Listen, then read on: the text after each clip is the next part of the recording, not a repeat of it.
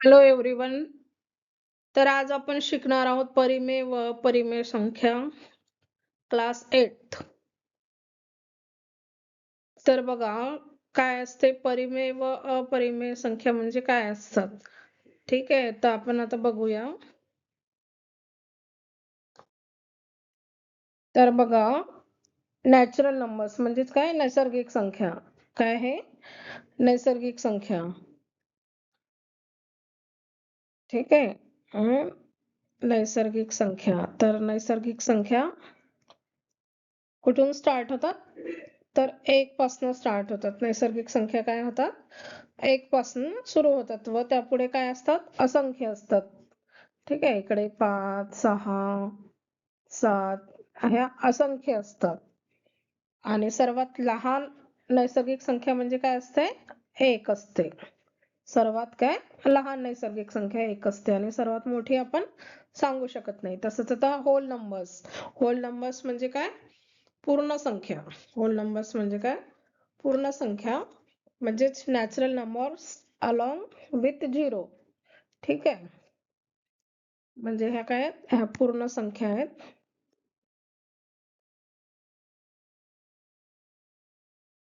पूर्ण संख्या. ठीक आहे. 0, 1, 2, 3, 4, 5, 6, 7, 8, 9, 10. इकडे आणखी पुढे किती असतात? असंख्य अशा असतात. आणि सर्वात त्या किती होतात? सर्वात लहान पूर्ण संख्या म्हणजे काय? 0 आहे. ठीक आहे. सर्वात लहान पूर्ण संख्या काय आहे? तर 0 आहे आणि सर्वात मोठी आपल्याला काय सांगता येणार नाही. ठीक आहे. म्हणजे पुढे असंख्य असतात त्या.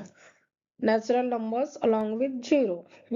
इथं नैसर्गिक संख्या आहेत ना, इन्क्लुडिंग काय? झिरो म्हणजे होल नंबर्स म्हणजे पूर्ण संख्या.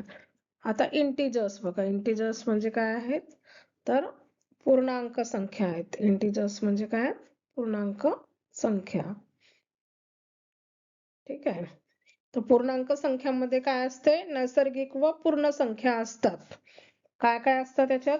ह्या नैसर्गिक संख्या झाल्या आणि ह्या 0 आहे म्हणजेच काय? पूर्ण संख्या. त्याच्यासोबत काय काय असतात? धन संख्या आणि ऋण संख्या. ठीक आहे. ह्या धनसंख्या, ह्या तर काय झाल्या? ह्या धनसंख्या झाल्या. याच्यासोबतच काय असतात? ह्या ऋण संख्या पण असतात. म्हणजेच काय आहे? पूर्णांक संख्या. ठीक आहे. तर पूर्णांक संख्यामध्ये काय काय असते? नैसर्गिक संख्या असतात. ठीक आहे. काय असतात? नैसर्गिक संख्या, पूर्ण संख्या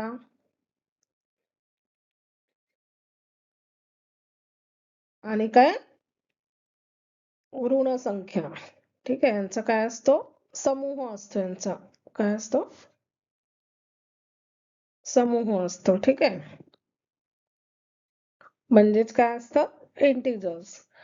तर बघा, इंटिजर मध्ये आपण कसं लिहू? ह्या झाल्या ह्या नैसर्गिक संख्या. तर नैसर्गिक संख्या काय असतील? नैसर्गिक संख्या काय राहतील?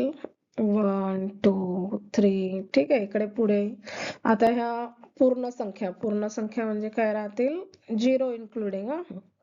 काय? 0, 3, 4, 5, 6. आता पूर्ण संख्या म्हणजे 0 राहील त्याच्यात. आणि आता ह्या पूर्णांक संख्या. पूर्णांक संख्या म्हणजे याच्यामध्ये काय राहील? नैसर्गिक संख्या. ह्या झाल्या नैसर्गिक संख्या. 0 इन्क्लूड केला म्हणजे पूर्ण संख्या आणि आणखी ऋण संख्यांचा समूह म्हणजे हे पूर्ण काय झाला? इंटिजर्स झाला. तसंच परिमेय संख्या. तर मग परिमेय संख्यामध्ये काय असते? तर ह्या झाल्या आता परिमेय संख्या.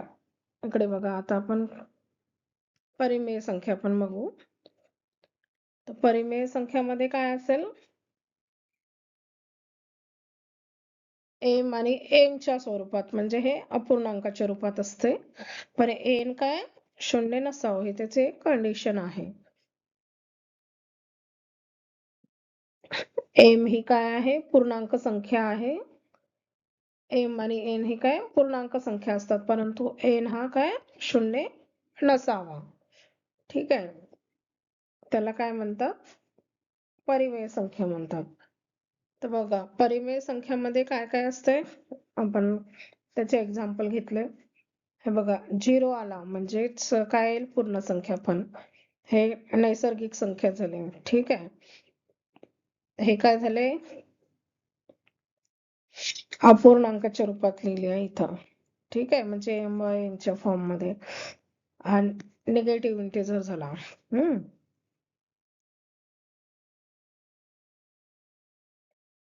हे काय? पूर्ण परिमेय संख्या आहेत ह्या. ठीक आहे, ह्या काय? परिमेय संख्या आहेत. तर परिमेय संख्यामध्ये काय काय असतात? तर परिमेय संख्या आपण काय m बाय n च्या फॉर्म मध्ये लिहितो, आणि n काय? शून्य नसावा, म्हणजे शून्यान्तर पूर्णांक म्हणतात त्याला. ठीक आहे, म्हणजे हा n ची व्हॅल्यू काय?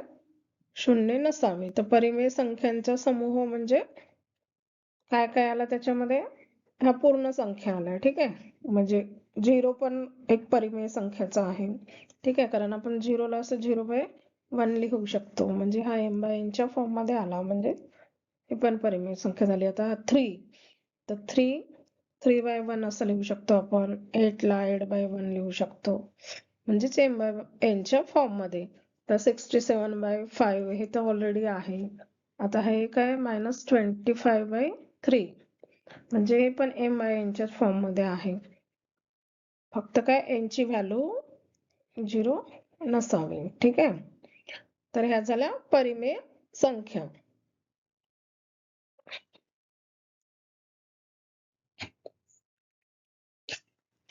तर आपण त्याचं डेसिमल रिप्रेझेंटेशन कसं करतो? परिमेय संख्यांचे काय? दशांश रूप. तर बघा, त्याचे काय? टर्मिनेटिंग डेसिमल फॉर्म, आणि दुसरा आहे नॉन टर्मिनेटिंग. ठीक आहे, म्हणजे एक खंडित दशांश स्वरूप आणि एक अखंडित. ठीक आहे, म्हणजे तो कंटिन्यू चालू असतो भागाकार त्याचा. तर आपण इथे एक उदाहरण घेतलंय, 304. तर खंडित दशांश रूप कशाला म्हणायचं? तर हे 304. तर आपण काय? 4 ने 3 ला भागूया. ठीक आहे, तर हे बघा काय आहे? खंडित दशांश रूप. खंडित दशांश रूप काय आहे? तर बघा, 304. तर आपण 4 ने किती? 3 ला भाग दिला, तर 4 ने 3 ला भाग जात नाही, म्हणून पहिल्यांदा काय? शून्याचा भाग दिला. ठीक आहे, तर हे झालं इथं 3. मग आता इकडे आपण दशांश चिन्ह घेतला, मग आपण इथे 0 घेऊ. ठीक आहे, तर हे काय झालं? 4 7 28. आता हे 2 उरले, आपण आणखी एक शून्य घेतला, मग 4 5 20, म्हणजे याला काय? पूर्ण भाग गेला. ठीक आहे, याला काय गेला? पूर्ण भाग गेला. ओके, म्हणजे हे 20 - 20 झाले, म्हणजे इकडे काय? आन्सर 0 आला. ठीक आहे, तर त्याचा आन्सर काय आला? 0.75, म्हणजे याला पूर्ण भाग गेला. ठीक आहे, याला काय गेला? पूर्ण भाग गेला, म्हणून याला काय म्हणायचं? खंडित दशांश रूप, म्हणजे टर्मिनेटिंग डेसिमल फॉर्म. आता दुसऱ्या ठिकाणी बघा, आता 1/3 इक्वल टू काय? 0.3. आणि हे त्याच्या डोक्यावर आपण आडवी रेषा दिली, कारण त्याची काय? बार बार पुनरावृत्ती होते, म्हणजे ते रिपीट होते. आता इथं बघा, 3 ने भाग दिला, इथं 9 आला, एक बाकी राहिली इथं. मग आणखी इथं 3 3 9 झाले, मग आणखी इथं एक बाकी राहिली, म्हणजे ते असं कंटिन्यू चालत राहील. 3 3 3 3 3, म्हणून आता हे 3 ची काय होत आहे? पुनरावृत्ती होत आहे, म्हणून आपण हे 3 च्या डोक्यावर काय दिलं?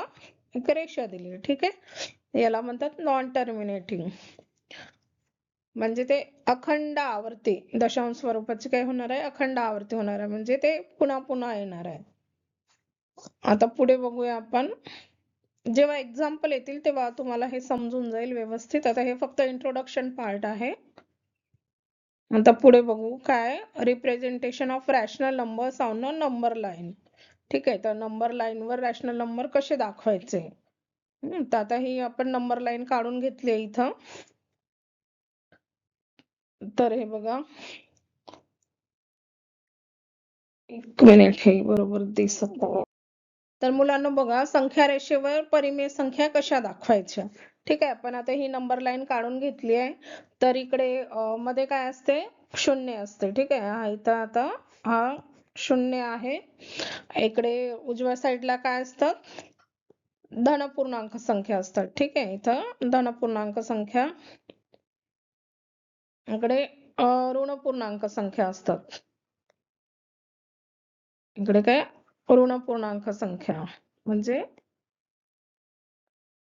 ह्या असतात धन पूर्णांक संख्या, आणि इकडे डावीकडे ऋण पूर्णांक संख्या असतात, आणि इथं 0 असतो. ठीक आहे, आणि मग हे 1 2 3 4 5 इकडे, आणि डाव्या साईडला -1 -2 -3.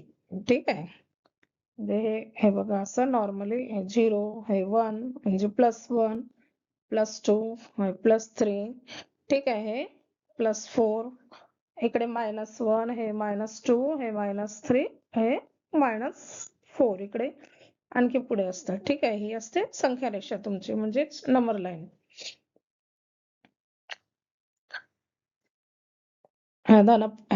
काय पॉझिटिव्ह इंटिजर आणि हे निगेटिव्ह इंटिजर. ठीक आहे, म्हणजे धन पूर्णांक आणि ऋण पूर्णांक, हे असते संख्या रेषा नॉर्मली.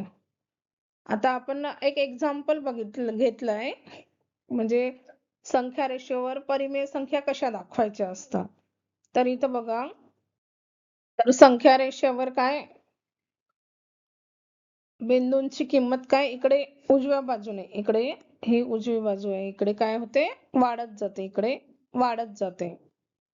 तिकडे इकडे वाढत जाते, तर इकडे काय होत जाते, ती कमी होत जाते. ठीक आहे, इकडे काय होते, कमी होत जाते. ठीक आहे, इकडे वाढते तर इकडे काय होते, म्हणजे हे बघा, 1 पेक्षा काय 2 काय आहे, मोठा आहे. आपण इथं बघूया, इथं जागा नाही, याला इरेज करू. ठीक आहे,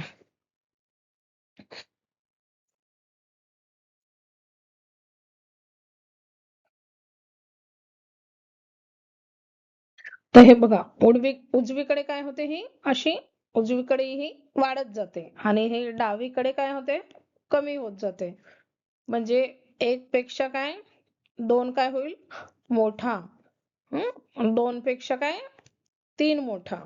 तर इकडे डाव्या साईडला बघा, इकडे कमी होत जाते ना, तर म्हणून काय -1 काय राहील, -2 पेक्षा मोठा राहील.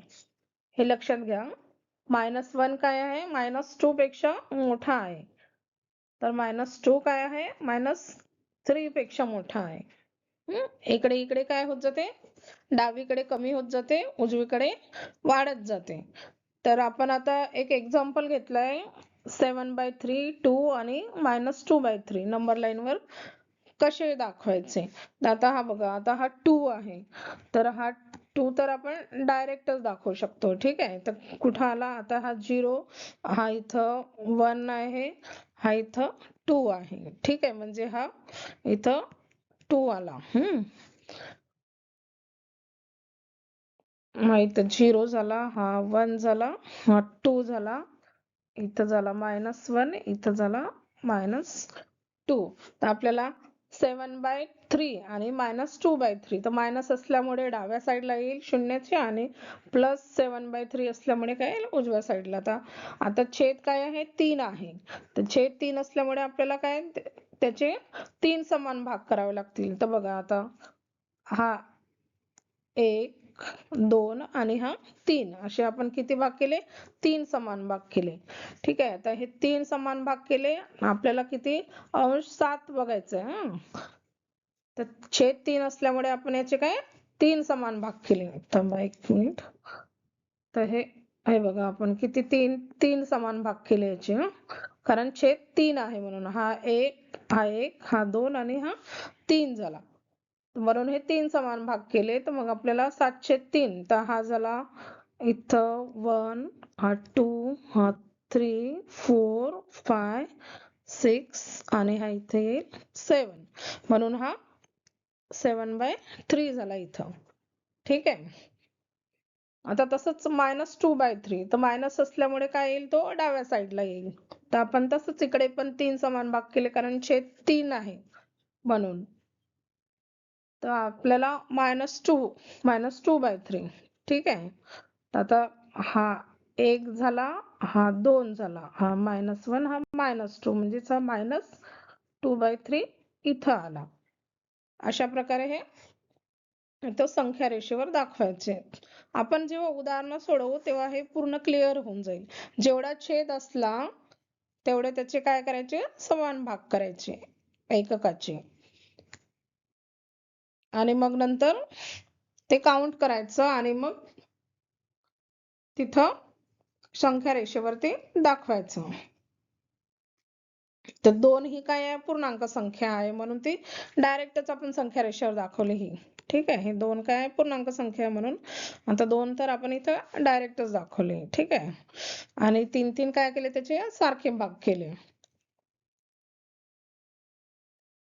या संख्यांच्या काय अंशस्थानी असलेली संख्या तो बिंदू किंवा स्थान दाखवते. म्हणजे हे 7.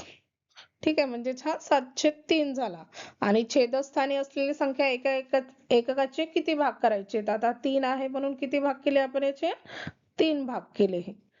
असं आहे ते. तर प्रत्येक एककाचे काय आपण 3 समान भाग केले. आणि हे शून्यापासून मग इकडे मोजत जायचं. हा 1, हा 2 झाला, हा 3 झाला, हा 4, 5, 6 आणि 7 असं. म्हणून हे आपले 7/3 झाले. आणि इकडे डावीकडे मायनस असल्यामुळे डावीकडे बघायचं, म्हणजेच हा इथं मायनस हा 2/3 झाला. तर आपण पुढे बघूया. तर काय हे रूल्स आहेत कंपॅरिझनचे. A गुणिला B, हे बघा 2 रॅशनल नंबर मध्ये जर काय B आणि D काय असतील, पॉझिटिव्ह असतील, तर A गुणिला B म्हणजे काय, A गुणिला काय D हा छोटा असतो कोणापेक्षा, B गुणिला C.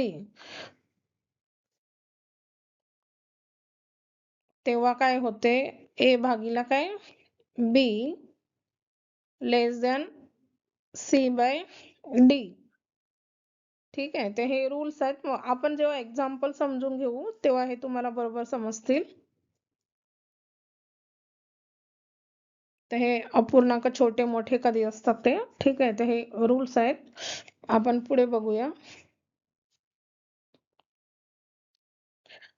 तर हा सेम तसाच A गुणिला D म्हणजेच हा AD बरोबर काय B गुणिला C म्हणजे BC. तर काय होते, A भागीला B बरोबर C भागीला D. हा अजून A गुणिला D म्हणजे AD is greater than B गुणिला C. तर काय होते इकडे A भागीला B is greater than C भागीला D. ठीक आहे. तर हे आपण कंपॅरिझनचे नंतर बघूया. ठीक आहे. एक्झाम्पल जेव्हा सॉल्व्ह करू तेव्हा समजेल तुम्हाला, असं कन्फ्युज होईल ते कंपॅरिझन मध्ये. मी असं नॉर्मली तुम्हाला एकदा सांगून देते. जसं आता एक एक्झाम्पल सांगते मी तुम्हाला. जर आता हे 5/4 आहे आणि हा 2/3 आहे, तर यांच्यामध्ये तुम्हाला कम्पेअर करायचं आहे की कोणता मोठा आहे आणि कोणता छोटा आहे.